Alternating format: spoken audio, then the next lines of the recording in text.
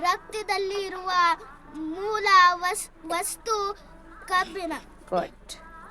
ಅತ್ಯಧಿಕ ದ್ರವಣ ಬಿಂದು ಹೊಂದಿರುವ ಧಾತು ಕಾರ್ಬನ್. ಮಾನವನ ದೇಹದಲ್ಲಿ ಅತಿ ಹೆಚ್ಚು ಕಂಡುಬರುವ ಮೂಲ ವಸ್ತು ಆಮ್ಲಜನಕ 65%. ದ್ರವ ರೂಪದ ಲೋಹ ಪಾದರಸದ ಗ್ಯಾಲಿಯಂ. ಅತಿ ಪ್ರಬಲ ಉತ್ಕರ್ಷಣಕಾರಿ ಧಾತು ಫ್ಲೋರಿನ್. ಅತಿ ಹೆಚ್ಚು ಸಂಯುಕ್ತಗಳನ್ನುಂಟು ಮಾಡುವ ಧಾತು ಕಾರ್ಬನ್. ಸೀಮೆ ಎಣ್ಣೆಯಲ್ಲಿ ಸಂಗ್ರಹಿಸಿರುವ ಧಾತುಗಳು ಸೋಡಿಯಂ, ಸಿಜಿಯಂ, ಪೊಟ್ಯಾಸಿಯಂ, ರೋಡಿಯಂ. ಕೃತಕವಾಗಿ ತಯಾರಿಸಿದ ಮೊದಲ ಧಾತು ಟೆಕ್ನೆಸಿಯಂ.